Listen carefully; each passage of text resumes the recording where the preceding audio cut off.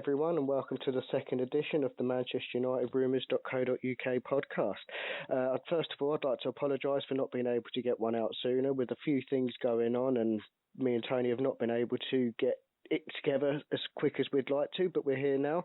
So we've got a lot to talk about today, and I think it will be a very interesting podcast and make for a good listen. So let's get into it. Welcome to the podcast, AJH. Hi, Chris. How you doing? I'm brilliant, mate. Thank you very much. Yourself? Yeah, good. Particularly after we just gone top of the table. Oh, crisis, mate. LVG out. Definitely. I said to you earlier on, this is the sort of crisis that I want, you know. It's much better than that Moyes crisis we had about 2 years ago, that's for sure. Yeah, well, we're all waiting with bated breath for Beast and Maze's latest updates on the game. Yeah, I'm sure we will. So what do you make of the performances so far this season? I guess they've been pretty solid but unspectacular. So if you think about all the new signings, they all seem to have settled in well. But actually, we've got 3 or 4 new players in the first team. If you put in Luke Shaw as well, who didn't really play at all last year, that's half the outfield players who are effectively new to each other. Yeah. So I know we'll get into style in a bit, but, you know, you can't argue. 7 games in, top of the table, pretty solid is the best word, I think. Certainly not exciting, but, you know, I'd take that after 7 games right now. Solid if unconvincing, I'd say. Yeah.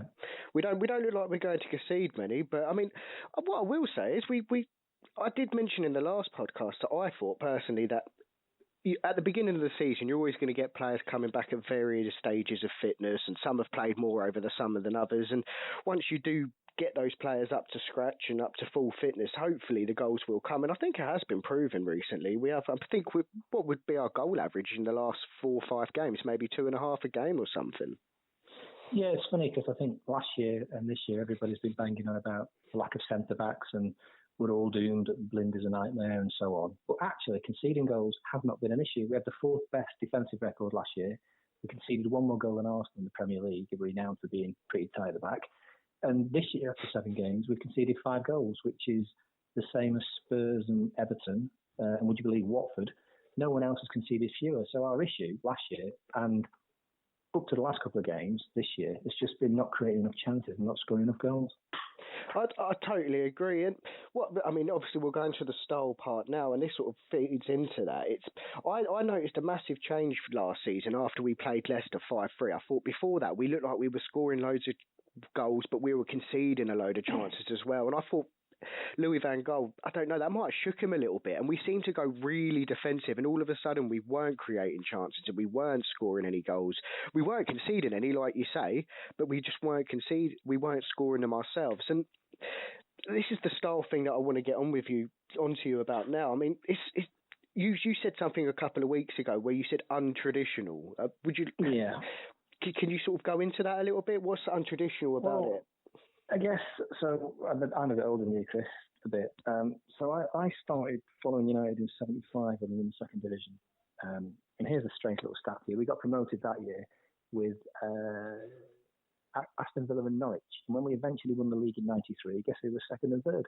Was it Aston Villa? Yeah, I was going to say. Yeah, isn't that spooky? So I remember 75, 76 and the Tommy Docherty with 2 flying wingers. And it was fast, it was dynamic. And it's kind of a West Ham thing and a Tottenham thing as well. I think their fans would say the same, that they want to play football a certain way. And it's important to them. We had the Dave Sexton years, which were utterly appalling. He was a great coach, but I guess he was a bit like Van Halen. He was really into his methodologies. And it was just awful.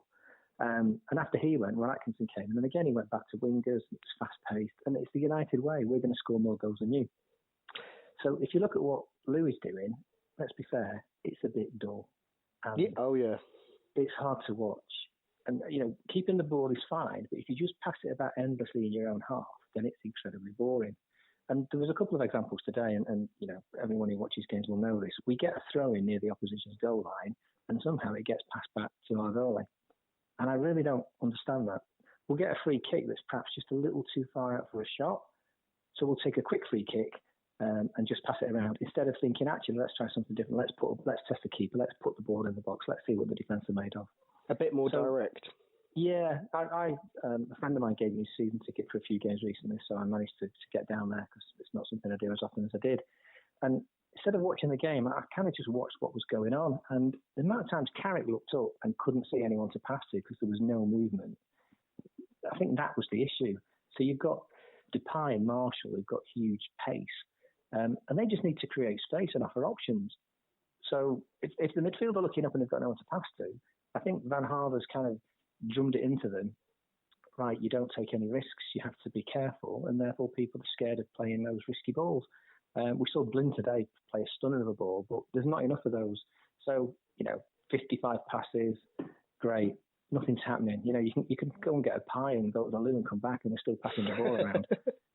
I guess it's a fine line though. So, Mata's goal after 44, 45 passes, if you include the post, was a stunning goal.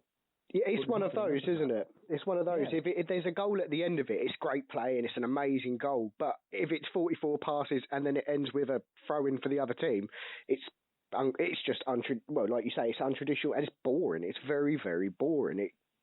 Well, occasionally it's had 44 passes and gone back to the goalie and De Gea's just hoofed it up the pitch. And you think, well, that was a bit of a waste of time, really. And I'm not suggesting for 1 minute we stick Fellaini up front and hoof the ball up, but I guess we'll get into individual players in a bit, but if you look at the difference that Martial's made since he came, he gets the ball, he runs at players. Even Valencia today at fullback seemed to be trying to do that. And I think we were expecting that of Depay, and yet we're yet to see it really. He's got the kind of Mata approach of get the ball, cut back in onto your good foot. Well, I understand why we do that, but that's just going to stop pace and that's going to stop penetration. And that just leads to this kind of turgid pass the ball around, which I think there was a big debate recently about if it means trophies it's worth putting up with. I'm afraid I'm a bit more of a traditionalist and, I don't want to watch that. And if that means trophies, then I still don't want to watch it. I'm sorry. There's a better way, and the United way over many, many years back to the 50s has been a different approach to what we're currently seeing. Having said that, though, I think we get lost in the moment, particularly on our rumours.co.uk site, where we comment about today's match and what we saw today. And actually, if you take a step back, we are seeing some progress. We are seeing encouraging signs. So from when he arrived and after the Leicester game, as you say, it was pretty awful straight away after that because it was, man the barricades and try and stop conceding goals. There have been flashes already this year. It's just we need to see more of them. We need to see them more regularly. I agree.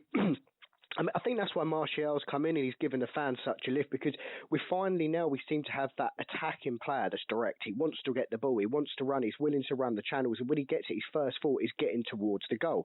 As you said before, too many times players have just...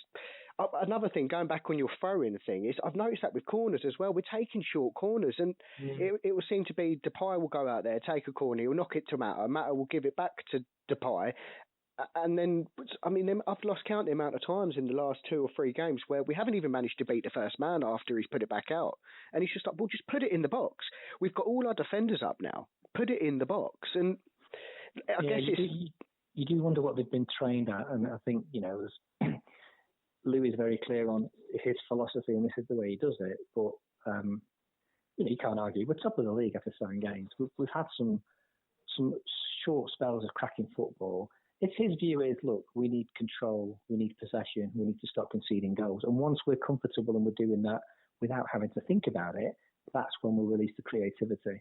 Now, that's me trying to be positive. What bothered me today against Sunderland, we're playing the worst team in the division. And for the first half, we were playing as if we were playing Arsenal and we were scared we were going to concede. Now, that might be a throwback to the Leicester game, but, let's be fair, Sunderland are complete crap. If you couldn't just sit the players down and say, go out and play and just blow them off the park today, then he's never going to be able to say that. So, I'm trying to be positive because I think there are encouraging signs there. But we just need a bit more freedom than we're seeing, I think. Well, I personally, from a personal point of view, I can't really comment on the Sunderland game. I didn't actually get to catch it today. My daughter was too busy eating ice cream at the local ice cream store. But from what I heard, from what I caught, and I was watching a bit of Soccer Saturday on my phone, and Matt Letizia was basically saying exactly what you've just said then. It's not unconvincing, but it's not convincing at the same time. We're just keeping the ball, and we seem to grind down opponents, and this seems to be the way. And I'm sort of in two minds about it now, because when we came up against decent European seasoned teams under Fergie, we were often out tacticked by them. We were Fergie was very much gung ho, and against Sunderland, we'd have probably scored 4 or 5 or 6 against them today. But when we came up, say for instance, Bayern Munich, when Van Gaal was manager, they came to Old Trafford with a distinct game plan. They wanted to. It went out the window after about 25 minutes when they conceded 3. But the Champions League throws up games where I don't think you can really ever be out of a game as long as you've got that away goal. And they got that away goal. And do you feel that maybe in Europe we need to step away from our traditional way of 2 wingers and flying down there? Or do you think that can work in Europe as well? I know it has worked for us before. It has. Yeah, so if you go back to 99, and I appreciate, you need to bear in mind that times change, and I'm going back 16 years, but 99, we didn't actually deserve to win that game against Munich in the final. I'm not saying we were lucky. You get what you deserve, but they scored. They hit the post, I think, and they created far more chances, and then we still in extra time. But if you look at the run-up to the final, we were outstanding. We played Barca and Bayern in the in the group stages, and our approach that year was, you scored 2, we'll score 3. We had Cole and York up front. We were attacking, and it was a joy to watch. Now, I think what Ferguson realised in subsequent years was he's got a great team. He's got a methodology that works. However, when you come up against certain teams, you maybe just want to think, hang on, we'll need an extra man in midfield here. And you can't criticise the best manager that's ever lived, but I think tactically he was occasionally found wanting. And he tried to learn, and maybe Kyrgios had an influence on that as well. And he tried to adapt his tactics instead of just saying, we're going to beat you because we're a better team. Now, I think that's the right approach. I think you have a style of playing, and that's the style you adopt. And for us, it's often worked. But you have to accept that there are occasions you maybe want to temper that. And in Europe in particular, against some of the bigger teams, you maybe do need to think about the opposition. My concern at the moment is I do think Louis is thinking about the opposition a bit more than perhaps he needs to on occasions. So yeah, he might want to think about how he's going to play Arsenal away. He might want to think about how he's going to play Chelsea. But against the vast majority of teams, with the quality in our squad, we should just put the team on the pitch and say, go and play. They're good enough. The players we've got are good enough to beat 15, 16 of the teams in the Premier League. I 100% agree. I mean, I was, like I said again, I wasn't watching the game, but when I couldn't believe it had got to 40 minutes and there still wasn't a goal in our game. And I brought up our stats, and because I had a little bet on it, and so I brought up the stats on it, and we hadn't really been pressurising their goal from what it looked like for me. Like I said, I can't really comment on the game because I haven't watched it as yet. I will get round to it, and I might be totally wrong. But from the stats point of view, it'd be last again probably.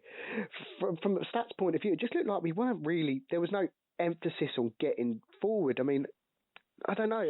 Again, it got better. It got better in the second half. I felt maybe that was because we were ahead, and we scored, so they had to come out, I suppose. Well, they seem to be coming out in the first half, to be honest. I mean, it's weird because, again, we get lost in the moment. But you take a step back and think about confidence and momentum. All these things help. And, I remember United when we were pretty poor. I remember Fergie taking over. I can remember the Manchester Evening News poll on whether he should stay as manager. And his first couple of years were pretty dire. Now, if you go through to 93 when we won the title, we actually won the FA Cup in 90. And people will talk about a goal that saved him from being sacked. Then we won the League Cup in 90. We won the Cup Winners' Cup in 91. We won the League Cup in 92, and then we won the league in 93. And if you take a step back and look at those 3 or 4 years, you can see a progression. You can see the team getting stronger. And after a mass clear out of players when he first joined, he then started to make tweaks. So I think we beat Arsenal 6-3 in the League Cup, which I don't think was the year we won it, actually. That would be 91. And that was pretty much the championship team. I think Danny Wallace was playing, and he would have gone and been replaced by Kanchelskis and then Giggs. And I think Mike Phelan was probably playing, and he would have been replaced by, I'm guessing now, Insel, McClare, who moved back into midfield when Cantona arrived. So I think what Van Gaal's done, I keep calling Van Gaal, what Van Gaal's done is massive turnover of players. What he needs to do now is pick his best team, and get them to play. And I think that's the other concern I have, that I don't think he knows what his best team is. So Herrera couldn't get a look in, then he was picked for a few games, now he's not being picked again. And Schweinsteiger, Carrick and Schneiderlin, he's kind of mixing and matching any 2 from 3. I know we've got a lot of games, and I know we need to rotate players, but when Alex Ferguson was in charge, we knew what the first 11 was. I could name you the first 11 from 93. I could name you the first 11 from 99 because it was the best team we had. I think Van Gaal, and he did this last year as well, he's still trying to figure out what is the best team. So I think if he manages to do that and then maybe just adds 1 or 2 real bits of quality, I think we've got a really good squad and a really good team. He just needs to free them up and let them play. Yeah, I mean, I do agree with that. But the one thing I will say is with the midfield 3, I do think we've got really good options in there to be able to rotate and give everyone a game. And the Herrera thing, I don't know quite what's going on there. I don't know whether we've heard that he doesn't fancy Herrera, and then, like you say, he comes in, performs really well, and seems to stay in the team, and then he's out again, and then we hear the thing about he doesn't rate Herrera again. So, but I from a personal point of view, I do think that the midfield isn't a real problem. I'm quite happy to rotate the 3 of them. I think they're all very good midfielders, and they all should get some games. So.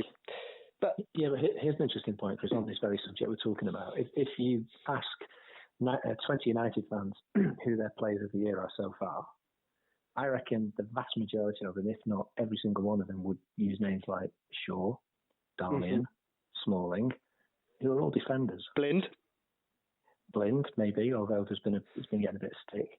But, no one's going to say Rooney or Depay or Mata because they've not done it yet. Our most impressive performers have been our defence. So that's great, because we needed to have a solid and consistent set of defenders. But that sums up what we're saying. We're very good at defending, yet despite who we've got in the team, we're yet to show that regular creativity. Now, maybe Marshall will change that. Maybe he'll have an impact and bring the best out of some of the other players. I mean, Rooney got a bit of a slagging off on the site today, but I thought second half he started to look a little bit more like his old self for the first time this year. Do you think Martial helps Rooney? Well, he will, because he runs around and he runs the channels and he takes defenders away. I think Rooney's becoming more and more static. I remember Sidney always used to say he's lost a yard of pace, which was one of his favourite sayings. But he's right. I mean, he was never explosive.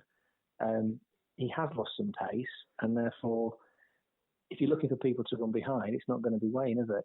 I think what we need to do with Wayne is understand how we get the best out of him right now. Sometimes I do feel that Wayne needs to understand how to get the best out of his abilities as well now. I still think in Wayne's head he's still that explosive teenager that burst onto the scene at 16 years of age. And you'll often see a bad touch from Wayne Rooney, and that doesn't come down to lack of ability. That comes down to just being not concentrating enough. Your first thing should be get the ball under control. Paul Scholes was brilliant at it. He'd get the ball, and as soon as he controlled that ball, he knew where everyone was on the pitch. And with Rooney, I think that his brain still seems to work at the same explosive pace as he was when he was 16 and 18 and 9 and 21 and onwards. But as you say, as Sidney always used to say to us, he's lost that yard of pace. So, but let's move on from that now. So just to sum up on that, par for the course at the moment, happy, we're top of the league. We're going to win it, aren't we? You can't be unhappy if you're top of the league. I think. Well, we'll see about that. Well, you and I won't be unhappy because we're top of the league. I think you have to understand just how many players have been moved out, how many players have been moved in. Needed to as well. And of course, the incredible turnaround that we've had in the last 2 years. We look pretty solid. We've signed some quality players. We just need a spark. Whether that's the manager's issue in terms of how he's getting to play, whether that's a confidence issue. Right now, top of the league, yeah, I'm pretty happy. Just want to keep that progress that we're seeing.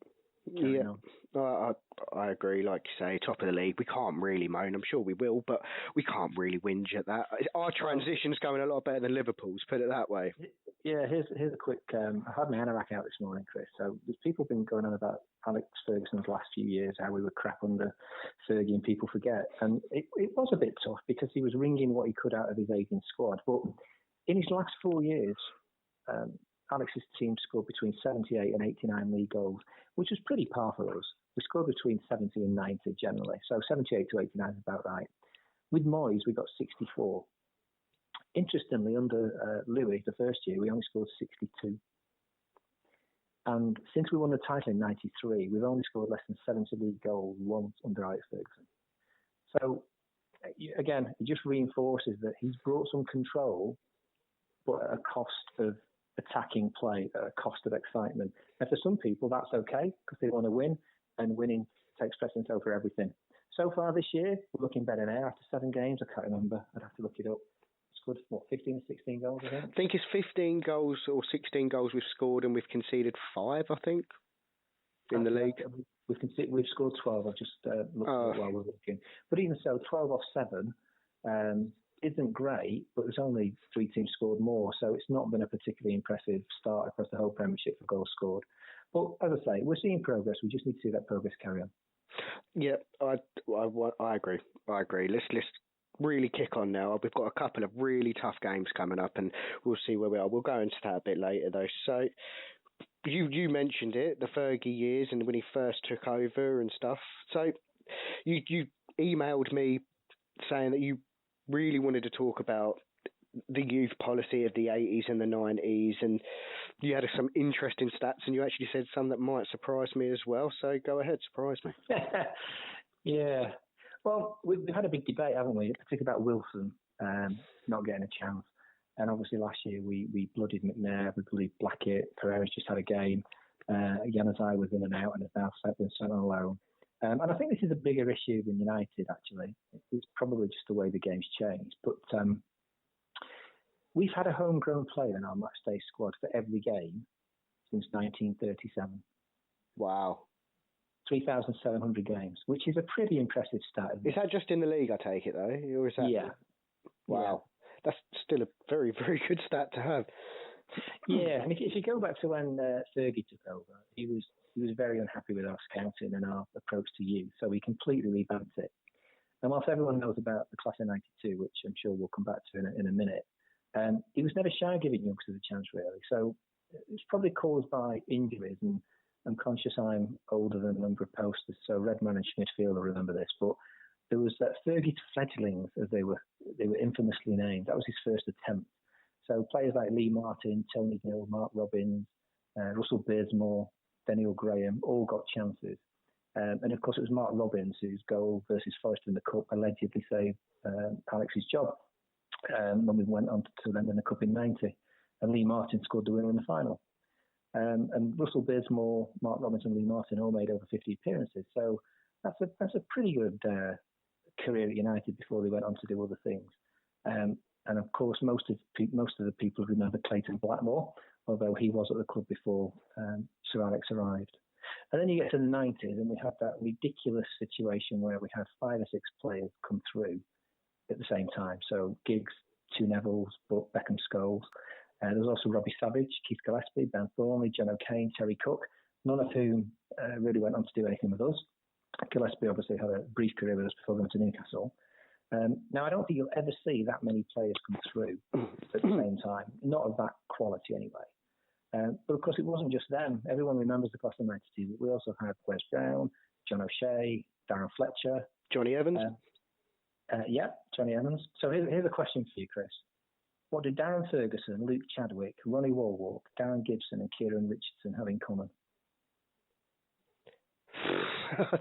You put me on the spot. I haven't got a clue. So they've got 2 things in common. They all came through the ranks. Yeah. And they've all got a Premier League winners' medal. Would that be one more than Gerrard? It would be, yeah. Oh, wow. Yeah. And people have been slagging off Johnny Evans lately, and he's got 3 more than Steven Gerrard.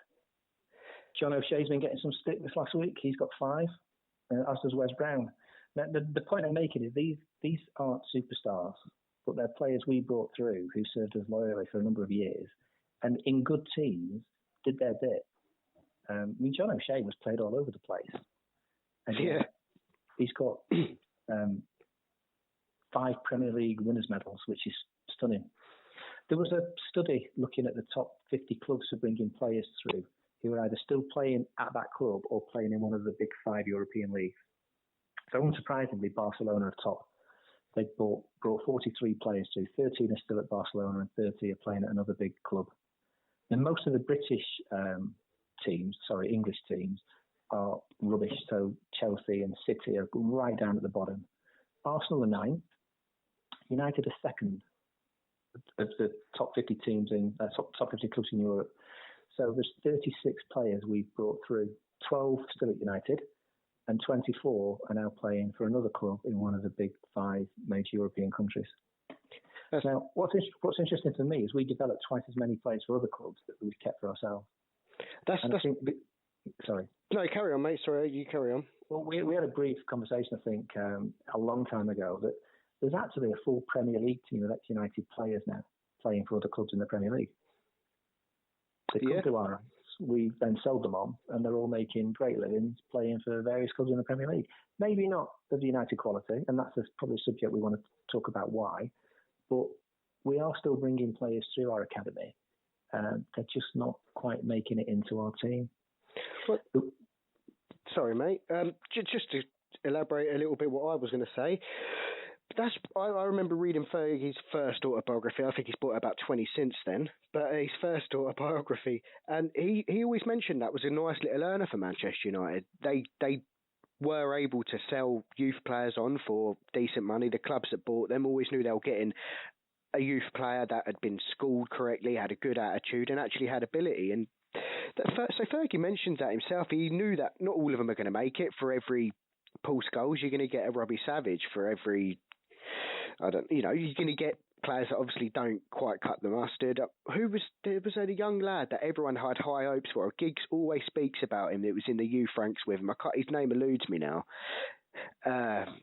But a young lad in the youth system. But anyway, and he never made it. And they had high hopes for him. I don't know where he ended up.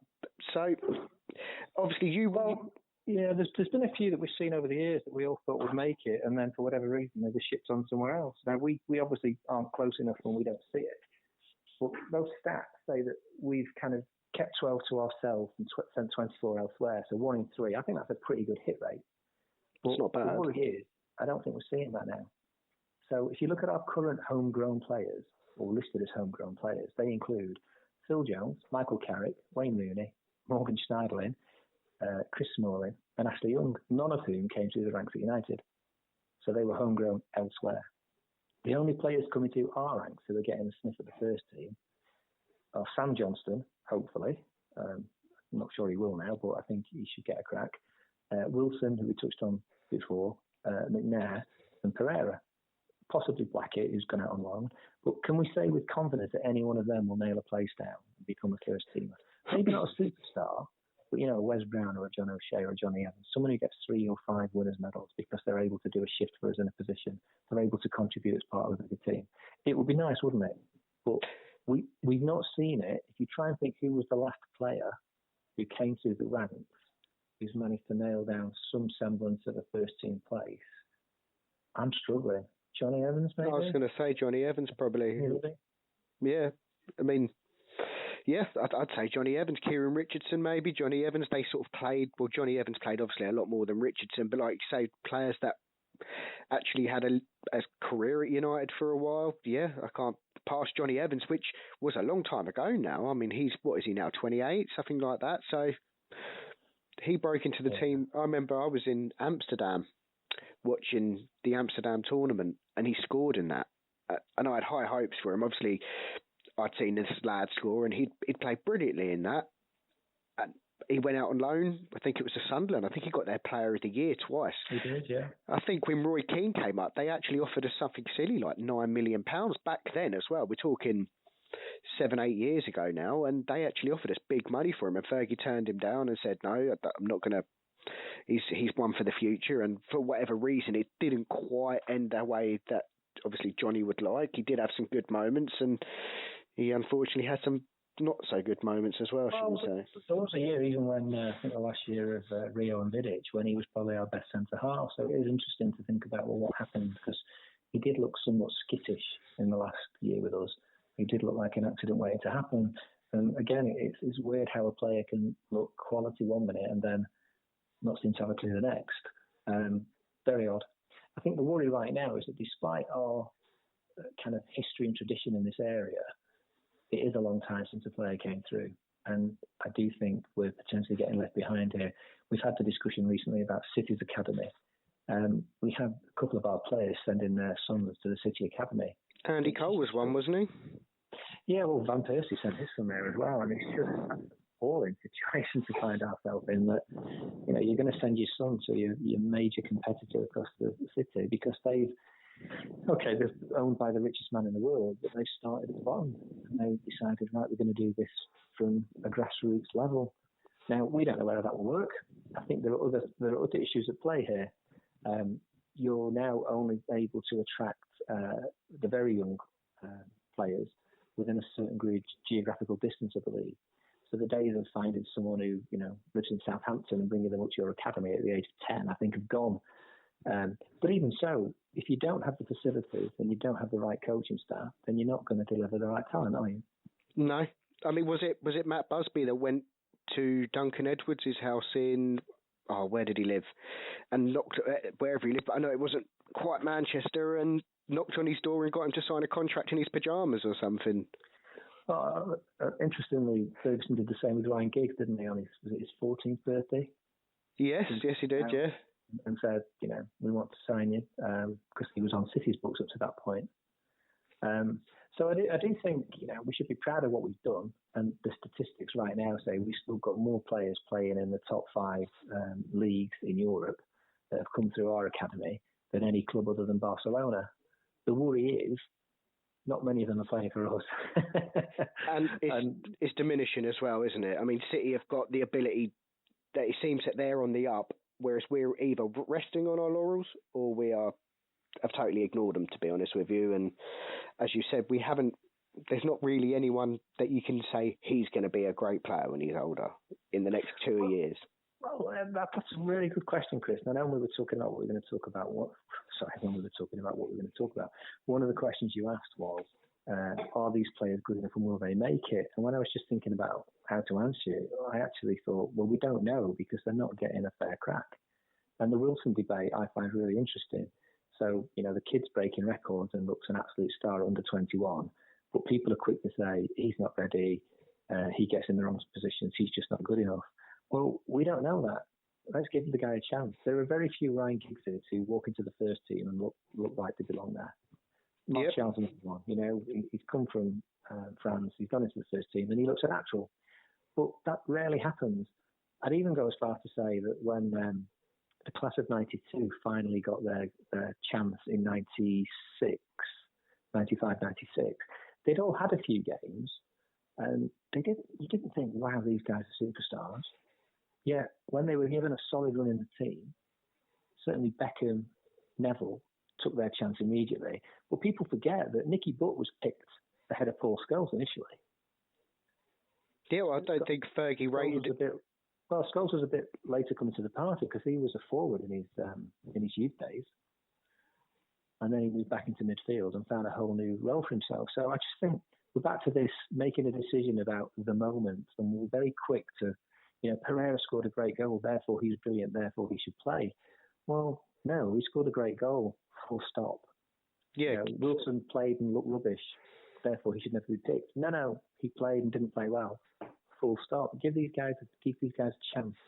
And once you've got a solid team around, we should be putting one or two of these kids in and seeing what they're made of. We just seem a bit quick to write them off and not give them a chance right now. Yeah, I agree. I mean, Fergie was always one for always saying patience. You've got to be patient with young players. They're going to be inconsistent. They're not going to perform at the same levels every week. One week they might go and score 2 goals. The next week they might go and do something silly and give away a goal. The idea is to manage their games well and give them chances. You've got to give them chances. And that goes back onto squad depth, really, what we were talking about, where people can view it as a bad thing or you can view it as a good thing. When's a young player ever going to get a chance if you've got a squad of 25 players that are, you know, like for like, that are top players already? You know, they're not going to get chances. You look at Chelsea, they've got Loftus-Cheek on the bench. He's just there on the bench. He's not really getting his chance, you know, unless the Matic gets injured. Well, Matic he hasn't been playing well, so what did Mourinho do? He chucked in Mikel. We had the same today. We're playing the worst team in the division. We're 2-0 up, and it's time to put some substitutes on. You brought Ashley Young on. I don't want to diss Ashley Young because he stepped up last year and he's been a true pro and he's made a real difference. But Pereira's on the bench. He's just got a great free kick. He's feeling confident. We're 2-0 up against the worst team. 20 minutes to go. Put him on. Give him that 20 minutes, and that's the bit that's a bit frustrating. That I don't think the youngsters are going to get much of a look in this year. I mean, the one who last year for me really impressed was Paddy McNair. Yeah. And I'm not sure he's a centre half, to be honest, because when he comes forward with the ball, he looks like he's going to be a really useful midfield player. He plays attacking midfield and midfield for the youth sides, doesn't he? Yeah, he does. And you can see that. He looks quality. I just love to see some of these guys get a break. But the pressure Van Gaal was under to get us into the Champions League last year meant there was going to be no risks taken, other than when he had to with the injuries. And obviously, once you start to think, we've got a chance there, we've got a chance of pushing on or winning something, it's going to be safety first. But I personally think if you don't give these kids a chance, then you're not going to find out whether they're good enough. I agree. I totally agree. You can look at Southampton. I think the young lad they've got a left back now, Target. I believe that I'm sure it was him. He was rated higher than Shaw.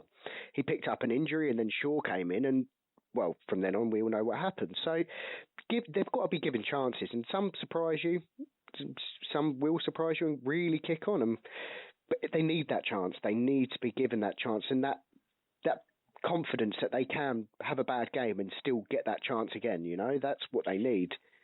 Yeah, I think there's another issue here, isn't there, which is back to our approach in the academy and is our coaching up to scratch or our facilities up to scratch. So if you look at Januzaj, Moyes put him in the team, and I'm not saying he was a world beater, but he looked like he had a really bright future. And yet last year he hardly got a look in, and this year he's been very patchy when he got a chance. And you think, well, how's that happened? This kid's obviously developing. He's quite young. He looks like he's going to be a star. What's made him go backwards? Because that's what appears to have happened here. It's drastic as well, isn't it? It's overnight, season to season, like you say. Looked very promising for the Moyes season, and straight away he doesn't look the same player anymore. Now but he's still gone on loan to a club like Borussia Dortmund. So there's talent there. Yeah, I made the point that if you just get game time and he plays well, then we need to start asking questions about how's that happened then. Yeah. Does that suggest there's something that our club, either the way they're being trained or what they're being asked to do? And again, we're back to Louis. And I've not got a down on Louis. I think he's incredibly entertaining. I think he's great fun. He looks the part, doesn't he? Whereas Moyes always looked a little bit... lost. I was going to say frightened, which is perhaps overawed is perhaps the best word. Yeah. Van Gaal walked in and he's like, I've managed Bayern, I've managed Barca. This is a fantastic club. I belong here. And I love that. I love that kind of... He looks and sounds like a Man United manager. However, the way he talks about players sometimes, I know there's a language barrier here, but some of the things he says, you think, you really shouldn't be saying that out loud. I'm not sure you should be saying that to the player. Rumour has it that some of the other players suggested he stopped having such a go at Shaw last year because it wasn't actually having the desired effect. It was just making the situation worse because it was knocking his confidence. And I think certainly Alex Ferguson learned over the years that there are some players you can ball out and there's some players you need to put an arm around. I think with Louis, this is my philosophy and this is the way it is. And if you don't like it, that's the way it is. Well, I'm not sure that's necessarily right nowadays. I think players are different, whether we like it or not. Some of them are a bit soft, some of them are tough, and they'll all respond differently depending on how you treat them. So I don't know whether that's why Januzaj's gone off the boil. It might be why Smalling suddenly looks like a world beater. Players respond differently, don't they? They do. They certainly do. And Ashley Young's another one that has really upped his game since... when Moyes came in, Moyes got a good half a season out of Ashley. He seemed actually the only player that was trying. Maybe it was because he was fighting for his place and his career at Manchester United. But Louis van Gaal has definitely took him on, and that goes back to what you were saying just then. That he does criticise players sometimes a bit too much in the public eye, and some players embrace that and really want to sort of prove him wrong. Some players, they might get arsey about it and they go into their shell, and some players just totally dislike it, like Di Maria, and want to go. Ashley seems to be that type that he's took it on. And you can see after every game, because Van Gaal's got this thing, he goes and shakes every player's hand after the game. And you can see that sort of look in Van Gaal's eye. Fergie had it whenever he when he knew he'd got a player's attitude 100% spot on. And Van Gaal, he's embracing of Ashley Young is quite amusing to me, because he does seem to. It seems to be his project there, and he's managed to get this lad to perform to a really good level. And he does seem to be our go-to guy now. He can play everywhere. He plays left wing, right wing, left back. We might even see him striker by the end of the season. Let's be honest. Yeah. So here's an interesting thing. We talked about youth, and I don't think we're alone. I think who Chelsea brought through, who Arsenal City brought through. Everybody's struggling to find players of the right quality, and that may be the pressure people are under now. The pressure in the Premier League, the pressure to win, means that people aren't prepared to take chances. So if you can't bring your own players through, then actually, wouldn't it be sensible to kind of find young players with potential, sign them, and then develop them? So going back to, when I was a wee boy and we were in the second division, we signed Steve Coppell from Tranmere when he was 20. I think, he played a handful of games for Tranmere. And we signed Gordon Hill from Millwall when he was 21. And, these guys became England players. Steve Coppell, his career was cut short with a knee injury, was just a tremendous player. And those players were promoted from what was the old second division, and they flourished in the first division. Two wingers, typical United side. I mean, Steve Coppell was first name on the team sheet, according to Ron Greenwood, when he was the England manager. Now, could you imagine us signing 3 players from Tranmere and Millwall and Hull now? I mean, Dion Dublin came from Cambridge, and he's not that long ago. You just can't imagine us doing that, can you? No, I don't think, to be honest with you, any Premier League can afford to really do that at the moment either. I think there's so much money washing about in England now, whether that's good or not. They can't afford to take that risks on an unknown player. So I can remember Alex Ferguson signing Lee Sharp from Torquay when he was 17, and he pretty much threw him in, because I think he signed him with an eye to the future, and I can't remember who got injured. I think Ralph Milne was here at the time, less said the better. And Lee Sharp got pretty much thrown in and made kind of 20, 25 appearances in his first year as a 17-year-old, and he just took to it like a duck to water. If you look at recent years, because everyone said, we didn't replace Vidic, we didn't replace Ferdinand. I think we did. Yeah. It's the players we replaced them with. Yeah, that's what I was going to say. So if you look at who we signed, we've bought some of the best young, promising players, but they just haven't stepped on. So Phil Jones is the best example. He was being compared to Duncan Edwards, which is a bit of a ridiculous comparison. But clearly, Jones was a talented boy at Blackburn, and we all had high hopes for him. Yet he hasn't progressed. He just looks like he's gone backwards. He looks clumsy. He does. He doesn't look like he's overawed. So I remember signing some players who got to United and couldn't cope with the fact they were at United. It was just too much for them. I don't think Jones looks that. He just, like you say, he looks like he's got 2 left feet. Yeah, at Blackburn, he looked like he was going to be England's next centre-half for many years to come. Well, his first season at Manchester United under Ferguson, he looked decent. He looked, this young lad. I actually think, was it Bobby Charlton that gave him the comparison to Duncan Edwards as well? I think it was a Manchester United, someone involved with Manchester United. I don't think this was a media thing. I actually think this is us. So, as you say, there's obvious talent there, but what's happening with it? Are we coaching them right? Do we have the right coaches? But then, well, the De Silva twins. I remember reading Gary Neville's an interview with Gary Neville when we signed Fabio and Rafael De Silva, and he was raving about them, saying they scared him with how good they were and that they were the future.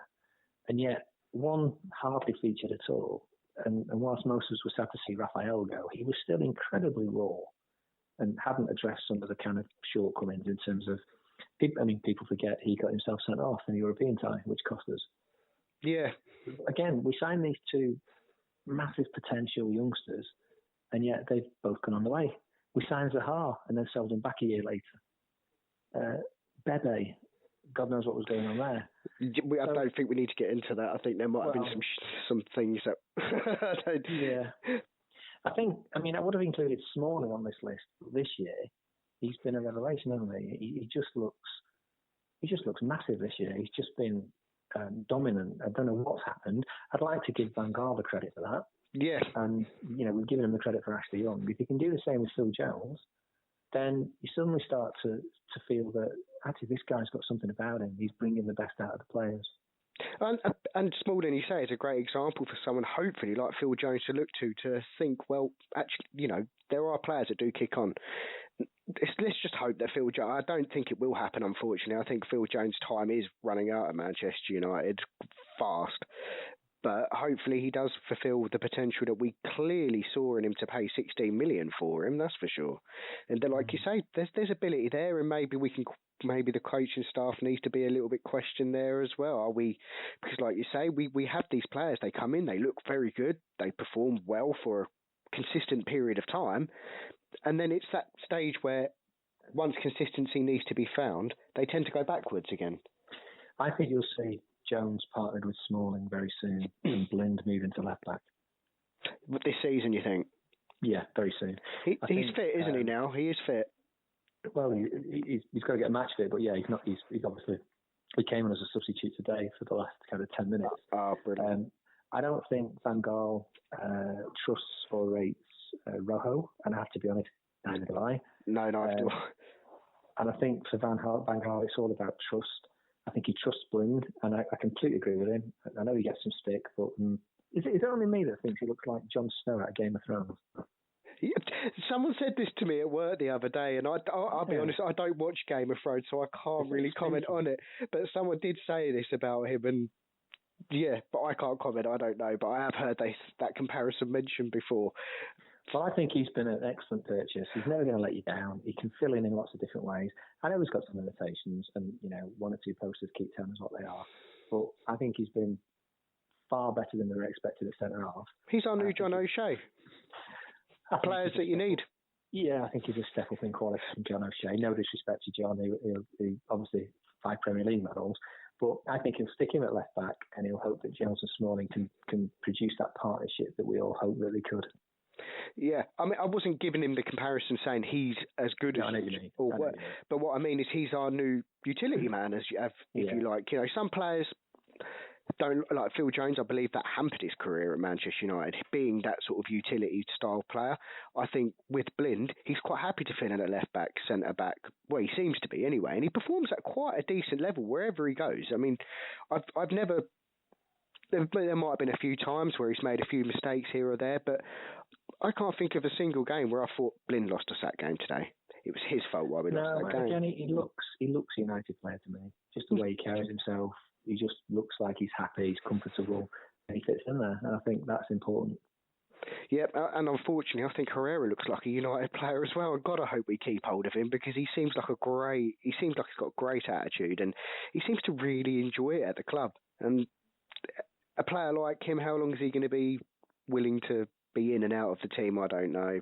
So, but I do hope that we do keep hold of him. That's for sure. Because, like you say, it's my friend, one of my best friends. He's an Arsenal fan, and he said to me, "There's always players around that you can tell they're a United player." When we were going after Hargreaves and Tevez, my mate said he turned around to me, went, "You could tell 6 months ago that they were going to end up at Manchester United because they looked Manchester United players." Yeah.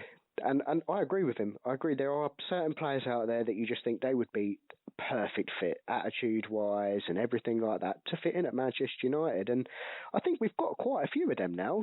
In the days of these multi-millionaire footballers, we do seem to have a bunch of lads that are willing to work. And I think the spirit's excellent. I mean, yeah, it seems to be. Van Gaal has a reputation for upsetting players, but I said this last year, actually, that you could see the spirit, and even the players who were coming off the bench, it felt like they were all in it together, they were all looking out for each other. If as rumour has it, a couple of the players have been to see Van Gaal and tried to offer suggestions, I think that's quite encouraging. Hopefully he took it in the right way. I'm not convinced he would have done, but I think this is where gigs is important to try and bridge that gap between the players and the coach. But I've been struck by, they seem happy, they seem content, and they're all pulling together as a team. Yeah, I don't think agree. there's a huge amount wrong, despite what some might say.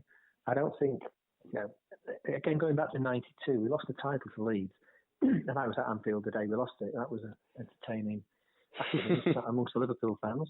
We lost 2-0, and that was the day we lost the title to Leeds. Now, the year after, we started off, and we kind of stuttered along, and everyone thought we were going to push on and win it, but we were really, really stuttering along.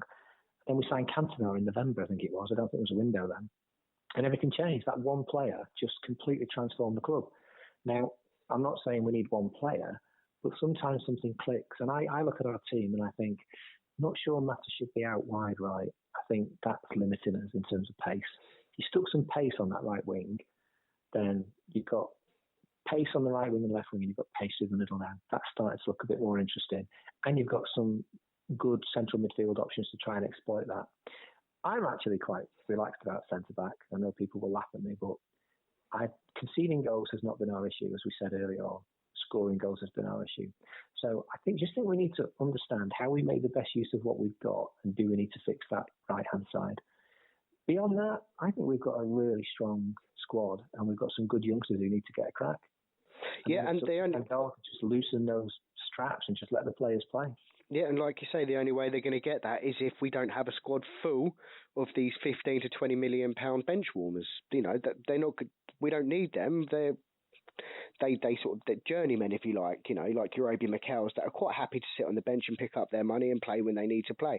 I'd much rather see a Pereira sitting on the bench and coming on and filling in when he needs to fill in. You know, you look at Anthony Martial. Now he was signed, and we were told don't expect nothing from him to begin with. He's not for me, he's for the next manager. The bloke comes on and scores 4 goals in 4 games, and very good goals at that. And what's encouraging is they all seem to be very similar finishes, which means it doesn't matter. It's not just the goals, Chris. I watched him today, and he gets the ball, he looks up, and he takes the man on.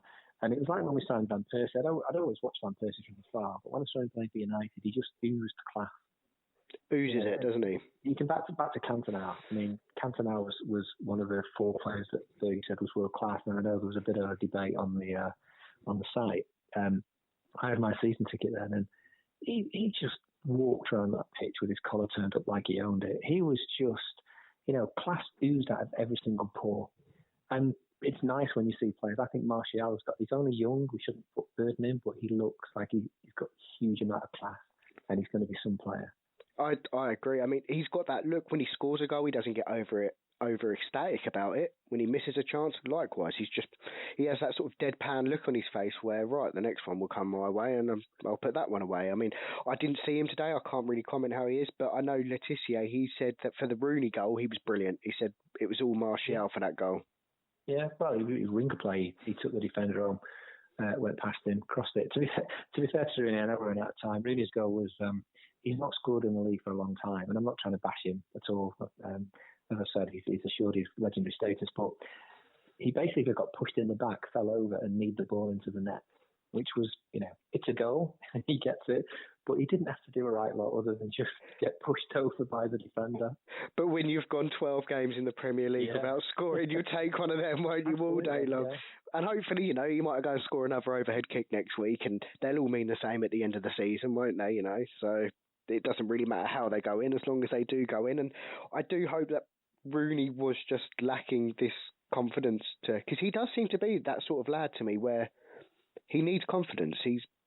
I've always said it with Rooney, he's an instinctive player, and when he's got to start thinking about what he does, that's when he gets hampered by our style, or our style gets hampered by him. And I'm conscious we've been at it for nearly an hour, and I could talk for hours about Wayne Rooney and probably hack off most of the posters on the site, but then maybe that's an idea for your next podcast. I think so. I definitely think so. So let's summarise up exactly what your feelings are on the youth system then, just before we move on to looking forward and seeing about the games coming up. I think we've probably got the best tradition in the English game of producing our own talent. I'm just concerned that that's drying up and we're getting left behind now. And even where we have got talented players, we need to give them a chance, and not seen enough of that. So just be nice to see a bit more of that. I agree. Maybe we should all club together and give Woodward a tour of the Man City Academy and let him see exactly how far we are behind now.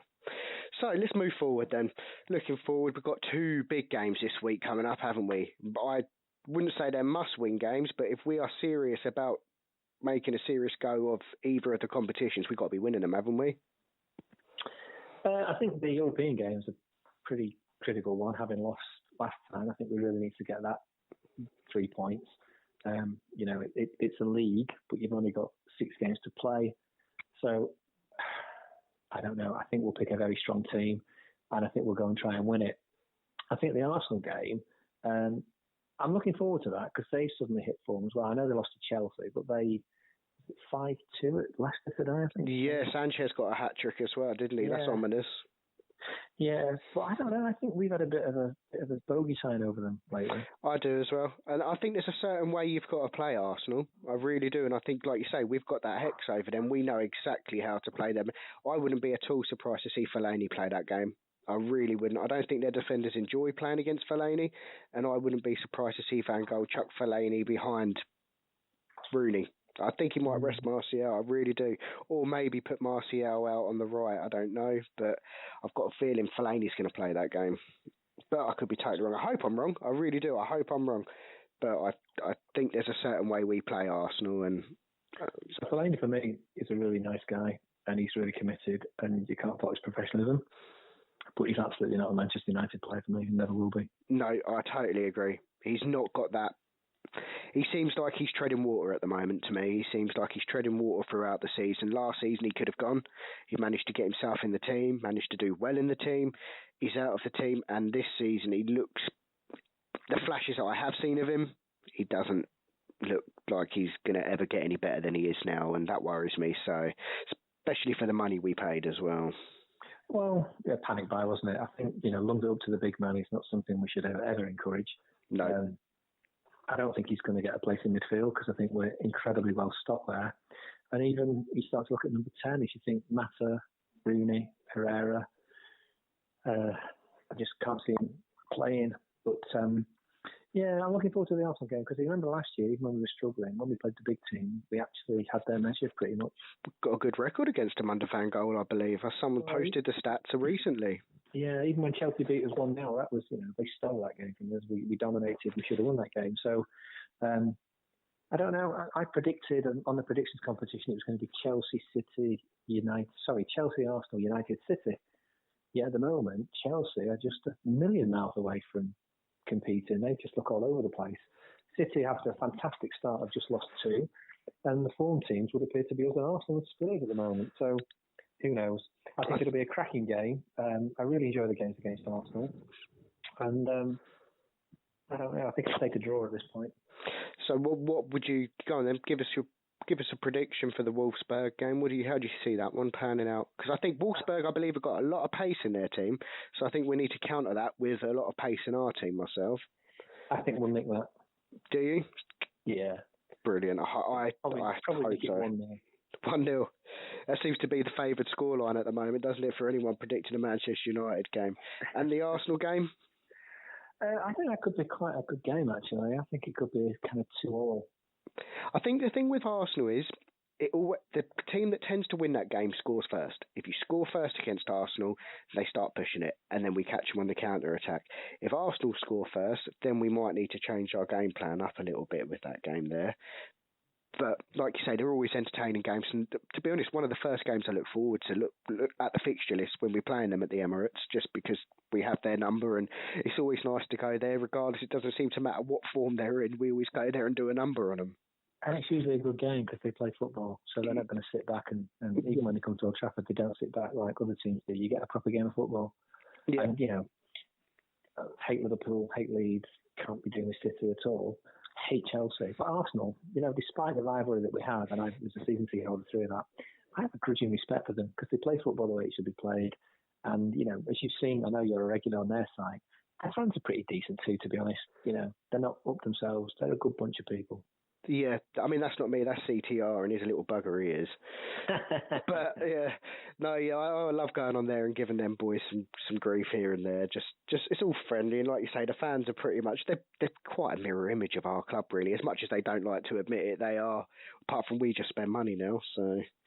So going forward, again, Louis van Gaal, generally, you can see the foundations, you're quite happy, you can see some improvement there. Well, I don't think he's going to be here for the long term.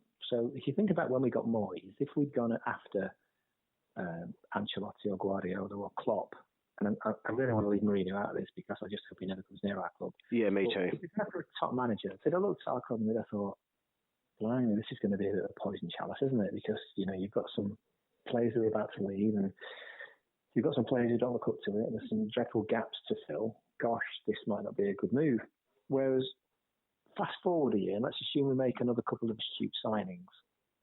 You're going to look at a team that's hopefully competing, has got some of the best young players in Europe starting to blossom. And I think that the big managers look at United and think this is going to be a great opportunity. So if Van Gaal does retire in 2017, as he says, or leaves in 2017, I think it's going to be a nice opportunity. I think the thing you need to be aware of is all indications point to it being Ryan Giggs. But that's all coming from Van Gaal, and I'm not sure quite if Van Gaal's got the pulling power yet to be announcing who his successor is. I don't think that's come from him. I think that's what's been suggested within the club. Really? I think so. Oh. And actually, I'll go out on a limb here. I'm one of the few people who's quite relaxed about that, to be honest. Really? Everyone says, oh, he's not managed. Oh, he's not this. Ryan Giggs is as near to a living legend as you're going to get. No one knows the club better, other than Ferguson, than Ryan Giggs. You surround him with the right team of experience and long-standing coaches. I think he gets the United way. He gets what's required. I know he didn't do brilliantly in his 4 games, but let's be honest, he was thrown in unexpectedly. He just retired as a player. Yeah, and Moyes was bummed. That must have been a bit difficult. But you saw he wanted to give youth a chance. He wanted to attack. Now, it's not as simple as throwing the youngsters in and saying, go and score some goals. But if he gets 2 or 3 years under Van Gaal, if he does his badges, if he gets the right support, I'm actually quite relaxed about it. And I know I'll get shot down. Everyone will say, oh, we need Mourinho. Oh, we need this. No, I don't think we do. We need a United man. Been a pleasure talking to you, mate. Just in terms of will we challenge, and this will let people know when we've actually recorded this.